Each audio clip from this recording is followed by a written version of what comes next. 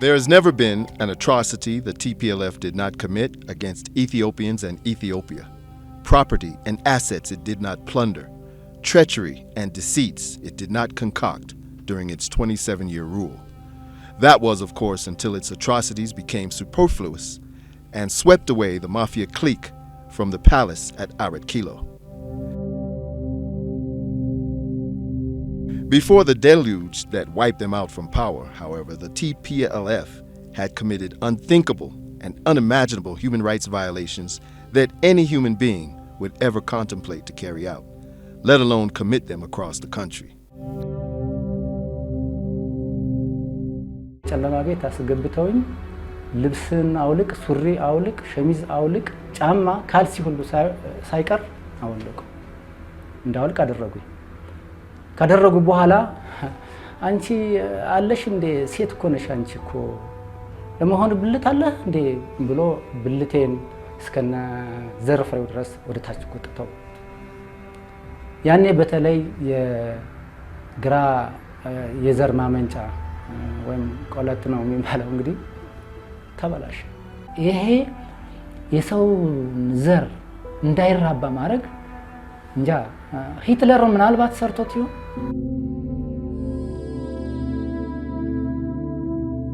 ሰው እንደዛ ያረጋል ተብሎ ማይገመትም ሲጀመር በኦሮምኛ ቡልጉ የሚባል አለ ቡልጉ ማለት ጭራቅ እንደ ጭራቅ ማለት ነው እዚህ ቀንድ ያለው ትልቅ ፍጡር ሰውን በቁሙ የሚበላ ከነህይወቱ የሚበላ አራት አይና ያለው እንደዛ ተረጎ የተሳለ ማለት ነውና ቡልጉ እኛ መስፈራራ ነበር በልጅነታችን ግን እዚህ ነው ቡልጉኛ ያየሁት ቡልጉን በህይወት ያየሁት እዚህ ቤት ነው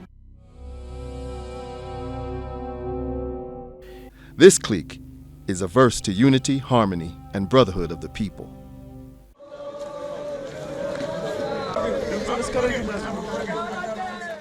እንዴት ነው ሁለቱ አንድ ቦታ ተጨማሪ ቤንዚን ሳያስፈልግ ለከባድ ቃጠሎ ምክንያት ሊሆን የሚችሉ እሳትና ጭድ ሊሆኑ አስተሳሰቦች አንድ መድረክ ላይ በ60 ሰዎችም በ6 ሰዎችም ይቀንቀኑ አደባባይ ላይ ወጥቶ መታየታቸው አሁን ዞሮ ዞሮ የሥርዓቱ በሚፈልገው ደረጃ እነኚህን ነገሮች መዋጋት አለመቻሉን የሚያሳይ ነው። TPLF is a ruthless organization that accepted Ethiopian and Ethiopians to meet its covetous thieving and embezzling goals. It is a greedy group that does not even have compassion for the poor farmers it avowedly stands for. በውስጡ ቦርቧሪዎች ለራሳቸው ጥቅም ለግልም ሆነ ለቡናዊ ጥቅም የቆሙ ወገኖች ተደራጅተው ሀገራዊ ሀብትን የሚዘርፉበት መንግስት ነበር። ከጅቡቲ እስከ መርካቶ ኬላ እየተከፈተ በኮንቮይ ቀረጥ ያልተከፈለበት ካርጎ በሚሊዮኖች በብዙ ሚሊዮኖች የሚቆጠር ንብረት መንግስት እንዳያገኝ ተደርጎ መርካቶ የሚራገፍበት አሰራር ነበር። ይሄን አውቃለሁ። ሀገሪቱ የምትተረደው እዛ ነው፣ ጅቡቲ ላይ ነው፣ ወደብ ላይ ነው።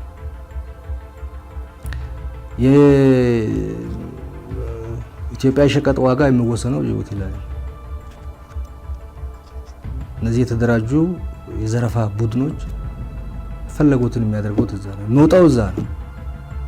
የሚወጣው በዛ በኩል ነው፣ የሚገባው በዛ በኩል ነው። ስለዚህ ምንም የሚገርም ነገር አይደለም። ትንሽ ህጋዊ መንግስት ነበርን ወይ እኮ ነው የምትለው። ህጋዊ መንግስት ነበርን፣ በህግ የሚሰራ ለህግ የሚገዛ መንግስት ነበርን ወይ ነው የምትለው። ገፍቶ ይሄደን ይገላሉ። ስንት ዜጎቻችን በየቦታው እንደተገደሉ ታውቃለህ። እና መንግስት ነበርን ወይ?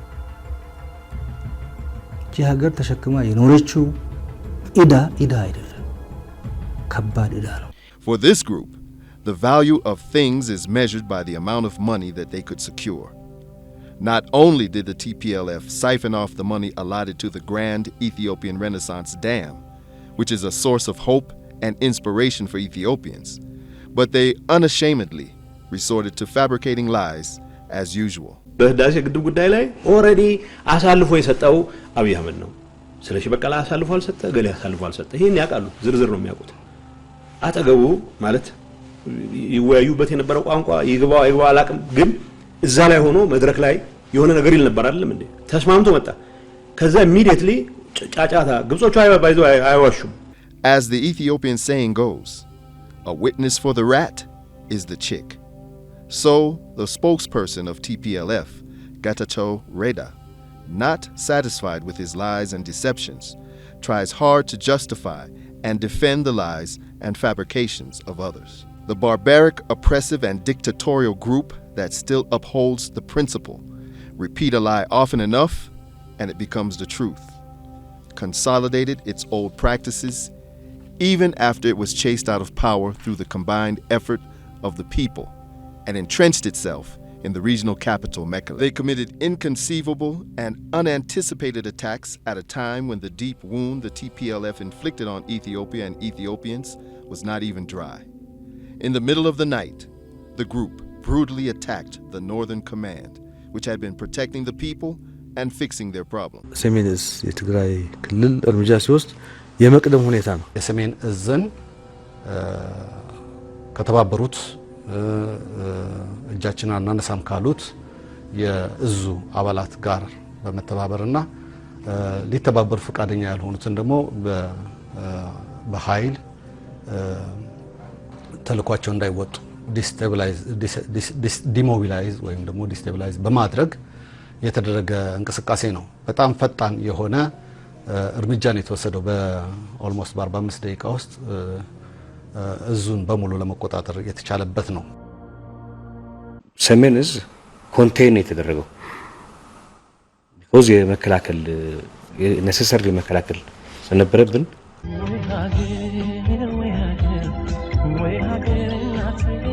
ሰውየው እጅ ሰጥቷል። እጅ እየሰጥቻለሁ እያለ ነው ማለት ነው።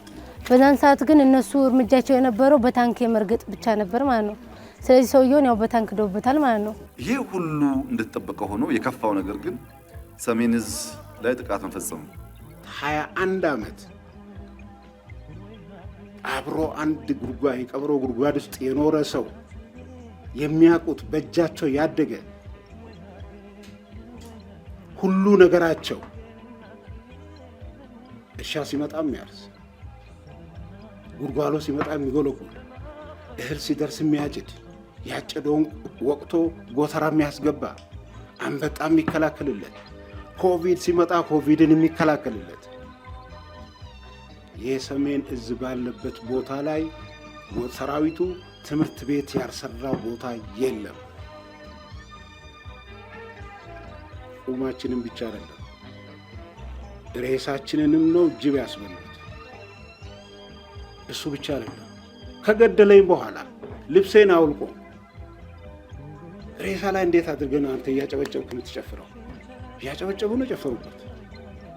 የነሱን ሬሳ አንስቶ ሲቀብሩ የአገር መከላከያ ሰራዊት ጋሻ የሆነው ሬሳው ላይ ነው ጨፈሩት። በጣም የሚያሳዝነው ነገር ሰው ልጅ እንደዚህ አይነት ድርጊት ማድረግ የሌለበት ህዝብ ነው። ሰው በመሳሪያ ይሞታል እንጂ ወገን ስንት ዓመት ሙሉ እነሱ ጋር ኖረን ቀን እያጨን ውለን ቀንም በጣ እያባረርን ውለን ሌሊት በመኪና እንደዚህ ሲደረግ በጣም ነው የተሰማን። በጥይት ቢገሉን ይሻል ነበር። እንዴት ሰው ልጅ መኪና ነዳበታል? እኛም ሹፌር ነን፣ እኔ አሁን ሹፌር ነን። እኔ ሞታለሁ እንጂ ወገኔ ላይ እንደዚህ አይነት ነገር ይደረጋል? አይደረግም።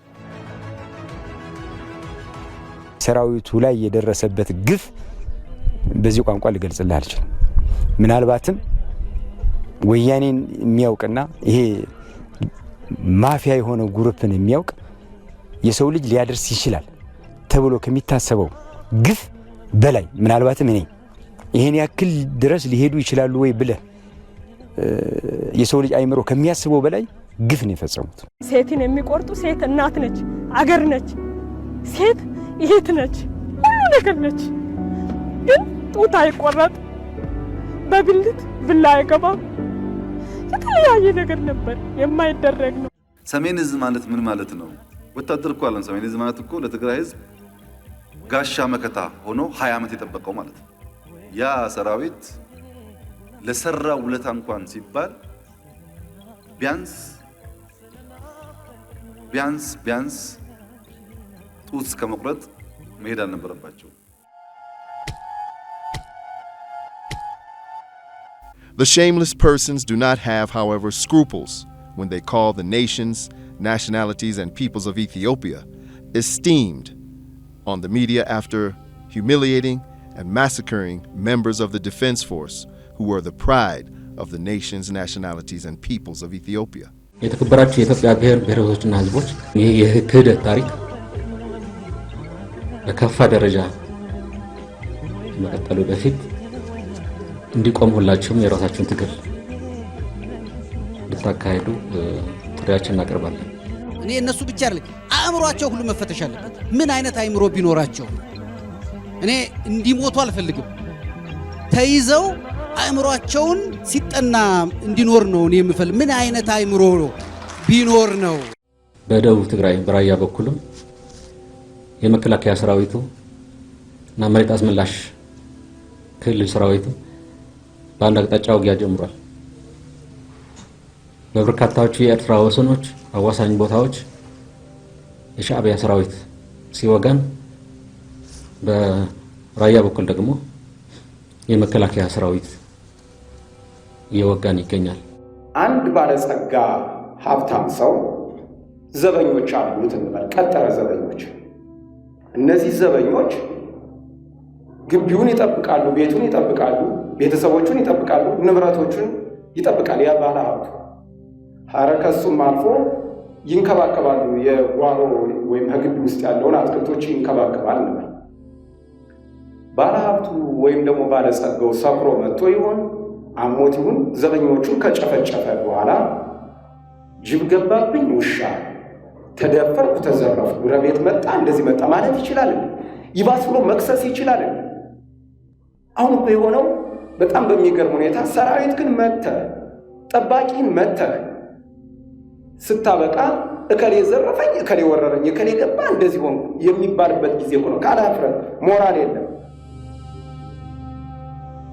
The terrorist TPLF and its cohorts have carried out widespread defamation campaigns through the social media and Facebook, mostly Twitter. They are still conducting this campaign. They have in particular waged smear campaigns and propaganda orchestrated to discredit the law enforcement operation conducted by the federal government. አንደኛ ጦርነቱ የህግ የማስከበር እርምጃው የህግ ማስከበር እርምጃ ሳይሆን የግዛት ማስፋፋት ነው። ሀገራዊ የሆነውን ይሄን እንቅስቃሴ ወስዶ የአንድ ብሔር እንቅስቃሴ የማድረግ አማራ ትግራይ ላይ እየዘመተ እንደሆነ አድርጎ አማራ በዛ አካባቢ በሁመራ በዳንሻ ምናምን አካባቢ ያሉትን ግዛቶች ለማስፋፋት እያደረገ ያለ ጦርነት እንደሆነ አድርጎ ማቅረብ፣ በጦርነቱም ንጹሃን በከፍተኛ ሁኔታ እየተጨፈጨፉ ያሉበት እንደሆነ ኢቭን የማይካድራን ኬዝ እዛ የጥቃቱ ሰለባ አካላት የነበሩ ሰዎች የሚሰጡትን ምስክርነት ባላየ የአማራ ጸጥታ ኃይልና የመንግስት የመከላከያ ሰራዊት አካላት ጥቃቱን የፈጸሙት አስመስሎ የዘር ማጥፋት ስራ በትግርኛ ተናጋሪዎች ላይ እየተፈጸመ ነው የሚል ፕሮፓጋንዳ የመንዛት፣ በዘመቻው ሀገራዊ ሉዓላዊነት ተጥሷል ይሄን ሲሉ የኤርትራ ሰራዊት ገብቶ ነው የወጋን፣ የመከላከያ ሰራዊት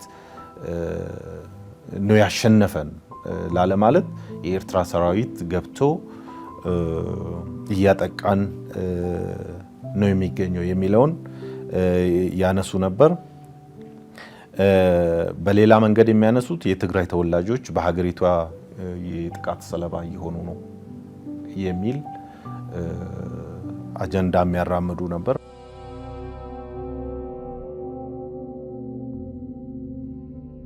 በትዊተር እስከ 25000 ትዊት ፐር ዴይ የሚያደርጉ እስከ 18000 እስከ 13000 በሃሽታግ አካውንቶችን ከፍተው በእነዚህ አካውንቶች በቀን ይሄን የሚያህሉ የውሸት ፕሮፓጋንዳ ስራዎቻቸውን በከፍተኛ ሁኔታ ሲያሰራጩ ነው የነበሩት። The terrorist TPLF, which unashamedly declared an insignificant victory into a colossal one, has no rival in using lies as instruments, especially when its back is broken. Its lies and fabrications exceed those of serialized films. The gangsters are masters in doctoring images. One composes pictures, the other uses clips from video games and shoots down a fighter jet, while another one takes a splice of film from an action film and shows a plane in flames. The journalists, on their part, report that they saw the event unfolding with their own eyes.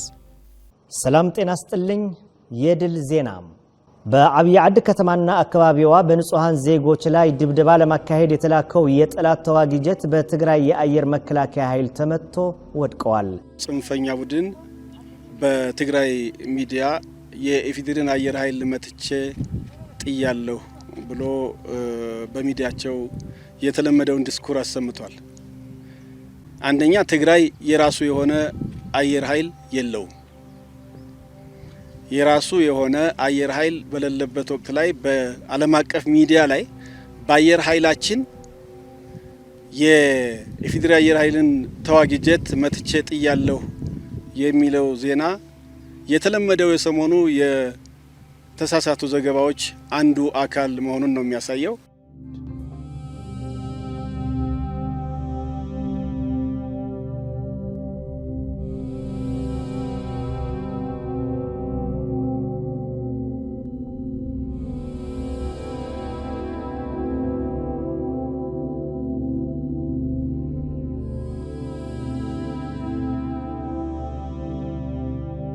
Members of the terrorist group, which first launched the preemptive strike against the Northern Command and suffered humiliating defeat, used the resources they snatched away from the poor Ethiopian people and lobbied huge international organizations playing the victim.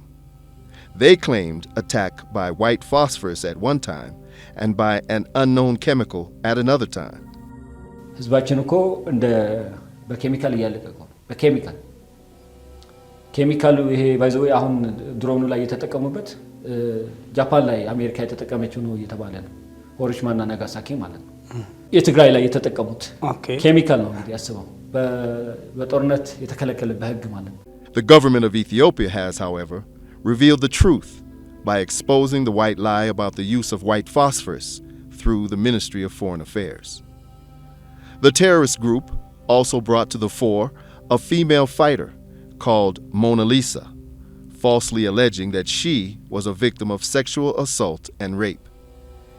Even if the international media which supports the TPLF used Mona Lisa to decorate their front pages and broadcast the information as major news to vilify the Ethiopian government, Mona Lisa's father embarrassed them by revealing that the girl was wounded during the battle that took place on the morning the terrorist TPLF attacked the Northern Command. ምስጋና ወሰን ይውልን ስደውልላት አባቴ አታስብ መቀሌ ነኝ ያለው ስትለኝ አመንኳት ኖቬምበር 4 ስለተመታች ለካ መቀሌ ለሕክምና ሄዳ ነው ደህና ነኝ ብላ የሸወደችኝ The agenda set by the terrorist group to grab the attention of the international community and damage the reputation of the government of Ethiopia to eventually come back to power through their support came to naught as a result of the voice recordings leaked from the United Nations. The UN agency representatives who attended the meeting discussed the challenge they are having with the lack of evidence and lack of data, which has made it difficult for them to validate anecdotal evidence. The destructive group is used to fabricating a lie when another is exposed. In one such instance, it collected the corpses of its fighters killed at different fronts and transported them to Tekezi River, where it threw the dead bodies into the river and falsely alleged that the fighters were massacred by the National Defense Force. This demonstrates that the TPLF is a group that goes a long way to utilize lies and treachery to extend its existence. One of them had testified that the National Defense Force they accuse of rape and massacre is, in fact, a highly disciplined and humane army. ዋሻ ውስጥ የነበርነው ቀረጻ የሚባል ዋሻ ውስጥ የነበርነው መጀመሪያ አዴት ውስጥ ነው ቀረጻ ዋሻው የአንድ ሰዓት ከምናምን መንገድ ነው። ተራራው በጣም ዲፕ የሆነ ተራራ ነው። ከዛ በኋላ ከዛ ተራራ አውጥቶ መከላከያ ሰራዊቱ እራሱ አውጥቶ ተሸክሞ አባቴን ማለት ነው እናቴን ለ3 ለ4 ደግፈው ይዘው ወደ ምን ሄድበት ጅራ የምትባለው ከተማ ወሰደን ማለት ነው። ከዛ በኋላ በቅብብሎሽ የማንጠየቀውን ዲሲፕሊን ስላለው ማለት ነው የማንጠየቀውን ቅድም እንደነገሩ በዲሲፕሊን የታነጸ ሰራዊት ነው። ስለዚህ በቅብብሎሽ እኛን ራሱን አደጋ ውስጥ ከቶ ይዞን ሄደ። ተልእኮ ምንድነው የነበረው? እኛን ማድረስ ነው የነበረው። ዲሲፕሊን ማለት ይሄ ነው። ህይወት ነው የሰጠን ባጭሩ እኮ በሞትና በህይወት መሃል የነበርን ሰዎች ወደ ህይወት ነው የመለሰን ማለት። The terrorists, on the other hand, demonstrated their bestial characteristics by committing the massacre at Maikadra, atrocities at Galikoma in Afar region, and repeating similar barbaric acts at China of Amhara region and other places on a bigger scale. Furthermore, they not only killed people at Waradas and Kebales they entered, but also showed no mercy to the domestic animals they executed. Claiming not to be the one which obstructs the movement of humanitarian assistance, the group as usual complains of being under siege. The TPLF terrorist group, which constantly propagates that humanitarian assistance has not been reaching the people of Tigray, steals the aid meant for the people. This contemptible act went as far as snatching away fortified foods sent to infants, children, and mothers to distribute them to its fighters. I do believe that TPLF has been very opportunistic. Maybe they're stealing from citizens. We don't have proof of this, of course. What we do have proof of is that several of our warehouses have been looted and completely emptied in the areas, particularly Amhara, where the TPLF soldiers have gone into. Yes, we know that that's a fact. Even though the United States Convention on the Rights of the Child clearly stipulates that recruiting children for war and deploying them is a crime, the TPLF terrorist group has been committing war crimes by deploying child soldiers intoxicated with hashish. ሹሻንም ሰጠኝ በፊት አሽሻለ በወረቀት የምትሰጥ ነገር ከዛ እሱ እየሳብክ ነው የምትቀርበው እነሱ ከዛ እዛ ድልብላይ ስንወጣ ድልብላይ ወጥተን አታኩስን እዛ አንድ ቀን እዛ ነው የሳብኩት እዛ ነው የሞከርኩት እኔ ራስና አታውቅም እሱ ስትስብ ጭንቅላትን ነው ማዝር ከዛ ወደ አዙራ ወደ ሀራ ወሰደን ደሞ ሀራ ብዙ ውጊያ ነበር ጦርነት መከላከያ ብዙ ነበር ብዙ ሞጥና እነሱ ለኛ ጦሎ ሲሸሹ ለራሳቸው ከዛ እነሱ ሲሸሹ እኛ ቀረን እኛ 24 ልጆች ሞቱ 25ታቸው እኔ ወደ ጉርጓድ ገብቼ አመለጥኩ አምልጬ ከዛ እኔ እንትን ሄድኩ ወደ ሀይቅ ገባሁ ማርሳ አደርኩ አንድ ሌሊት ከማርሳ ወደ እንትን ገባሁ ወደ ሀይቅ. Although the 1951 Refugee or the Geneva Convention forbids a contracting state or an institution from allowing refugees to take part in a war, the situation at Sudan refugee camp is totally different. Samri, a group which fled to Sudan after committing the Maikadra massacre and later received military training and equipment in these camps, tried to cross over into Ethiopia 3 times and repeat similar massacres, but the group was repelled. Even when the government of Ethiopia took over Mekelle within 3 weeks, it evaluated the law enforcement operation in depth and took many other factors into consideration to finally declare a unilateral ceasefire that no one expected. መንግስት ተገዶ በገባበት የህግ ማስከበር እንቅስቃሴ በዜጎች ህይወት ንብረትና የሀገር ገጽታ የደረሰው ጉዳት ግዙፍ እንደሆነ ይታወቃል። መንግስት ተጨማሪ ኪሳራ የህዝብ ጉዳትና እልቂት ለማስቀረት ሲባል መሰረቱን ሰብአዊነት ላይ ያደረገ ነገር ግን ሌሎችንም ፖለቲካዊ ማህበራዊና ኢኮኖሚያዊ እንዲሁም የሀገር ሉዓላዊነት ላይ የተደቀኑ አደጋዎችን ግምት ውስጥ ያስገቡና ተያያዥነት ያላቸውን ምክንያቶችን ታሳቢ ያደረገ የተናጠል የተኩስ አቁም መወሰኑና ማወጁ ይታወቃል። ይህንኑ ተከትሎ ሰራዊቱን ከግጭቱ አካባቢ እንዳስወጣም ግልጽ ነው። በዚሁ ምክንያት ቢያንስ አንደኛ አታጅቡን፣ አትከተሉን፣ እኛው በተመቸን መንገድ ተንቀሳቅሰን ለብቻችን ሆነን እርዳታ ማድረስ አለብን የሚል ውትወታ ሲያካሄዱ ለነበሩ አካላት፣ ሁለተኛው የፍተሻ ኬላዎች ይነሱልን፣ በፍተሻ የሚስተጓጉል ሰዓት አይኖር፣ ምን እንደያዝንም ማንን እንደጫንም ለማወቅ አትሞክሩ፣ ነፃ አርጋችሁ ልቀቁን የሚል በርካታ ግፊቶች ያካሄዱ ለነበሩ፣ ሶስተኛም ግጭቱን ጋብ በማድረግ የተኩስ አቁም ወስኑና እርዳታ በቀላሉ መድረስ የሚቻልበት ሁኔታ ይፈጠር፣ አርሶ አደሩም ይረስ ሲሉ ለነበሩ፣ አራተኛ አዝመራውና የእርሻው ጊዜ ካለፈ ረሃብን እንደ መሳሪያ ተጠቅማቸዋል ብለን እንከሳቸዋለንና አዝመራው ሳያልፍ የእርሻ ጊዜው ሳይስተጓጎል ተኩስ አቁማችሁ አርሶ አደሩ ማረስ የሚችልበት እድል መፈጠር አለበት የሚል ውትወታ ሲያካሄዱ ለነበሩ፣ ዋናው ምክንያታቸው፣ ዋናው መሻታቸው፣ ዋናው ፍላጎታቸው ምንም ይሁን ምን እነዚህን ጉዳዮችን በተለያዩ የዓለም አደባባዮች በተናጠልም በጋራም ሲያስተጋቡ ለነበሩ አካላት ምላሽ የሚሆን ነበር ተብሎ ይታሰባል። በእርግጥም ለህዝቡ እና ለኢትዮጵያ ደህንነትና መረጋጋት ተጨንቀው ለነበሩት ደግሞ እፎይታ የሚሰጥ የሚያስፈግግ አዎንታዊ ውሳኔ ነበር ተብሎ ይታመናል። After the government took this political decision, declared a unilateral ceasefire and fully withdrew its soldiers from the region, the terrorist group, instead of making good use of this opportunity, declared victory and continued with its usual lies that it defeated the Ethiopian army and re-entered the regional capital Mekelle. ጠላት አሸንፌ መትቼ ነው ያስኩት ይላል። ተሸንፈን ነው ወይ የሚል ጭንቀት ያለባቸው ሰዎችም ይታያሉ እዚህም እዚያም። ጠላት በነገራችን ላይ ተሸንፎ ያውቅም። እኛ መቀሌ ስንገባ እኮ አንድ ሳምንት እንድንዝናናበት ፈቅደውልን የገባ ነው እንጂ ተሸንፎ አይደለም።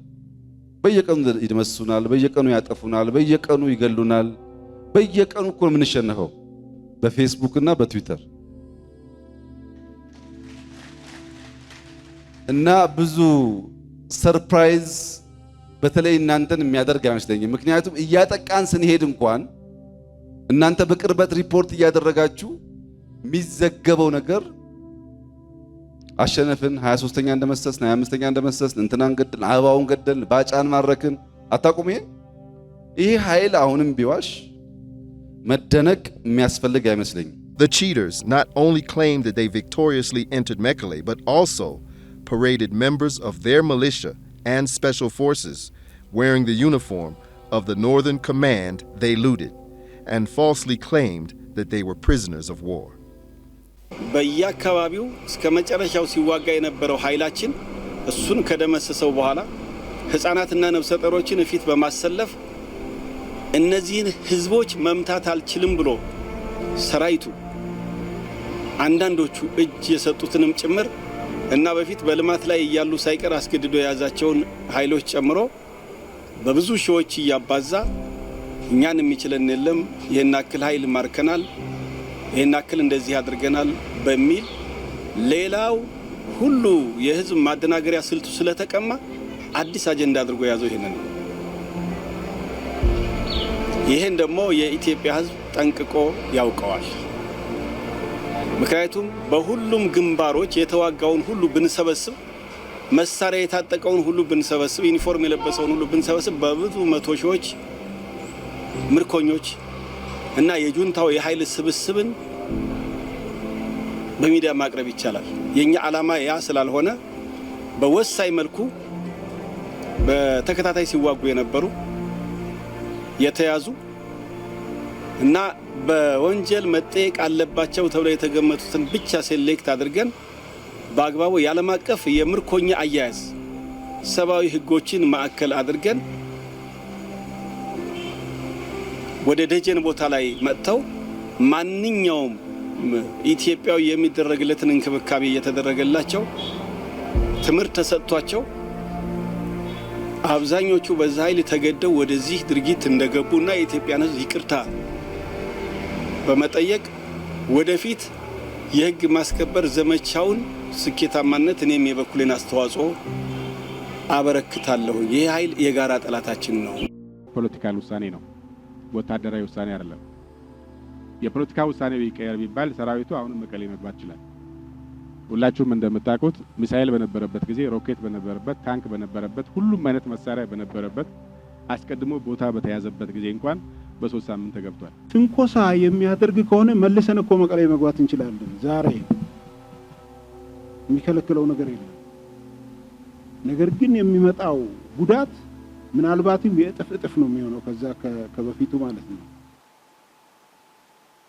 ይሄንን የአሸባሪውን አመራር ምናልባት ምሽግ ውስጥ ከምትፈልገው ከተማ ውስጥ የምታገኝበት እድሉ ሰፊ ሊሆን ይችላል። መንግስት ያወጣው የተናጠል ተኩስ አቁም ስምምነቱን እንደገኛ እናከብራለን። ወታደሮች ነን፣ የታዘዝነውን ነገር ነው የምናደርገው። The group has continued widespread killing of their people and deployed child soldiers to the war front, thus committing war crimes. It also publicly executed leaders of the interim administration and massacred refugees in their camps. That is why those who know this rebel group describe its evil deeds and intrigues as multitude layers of an onion that take a hell of a time to peel. የነዚህ ክፋት ተቆፍሮ መቅበሪያ ያለው በጣም ብዙ ነው። እንደ ቀይ ሽንኩርት ብትልጠው የማያልቅ ችግር ነው ያለበት። TPLF, which divided the Ethiopian people by ethnicity, language, and religion, and never believed that they would stand together under one front, attempted to instigate civil strife here and there, confident that its Machiavellian maneuvers would succeed. But the Ethiopian people rose up in unity, confounding not only the terrorist group TPLF, but also the world. Though the foreign media and higher journalists stand alongside the terrorist group, the effort of the majority of the Ethiopian people and patriot diaspora is to expose the lies of TPLF and reveal the truth in different ways. And this will be remembered in history. All Ethiopians and the government of Ethiopia are fiercely fighting against the homegrown enemy, the TPLF clique. This is the truth the world should know, and the Ethiopian diaspora echoes it loud. Fighting simultaneously against both the COVID-19 epidemic and TPLF, and floating like a boat in a stormy ocean hit by sanction threats and diplomatic pressure tides, our poor country, with more than 110 million people, has proved its invincibility by holding the 6th general election successfully and filling the Grand Ethiopian Renaissance Dam. Ethiopia will once again emerge victorious by overcoming the challenges it is facing through the unity and sacrifice of its people. The future for Ethiopia and Ethiopians who stand steadfast for the truth in these challenging times is bright. Lies and deceits will vanquish, and the truth shall triumph.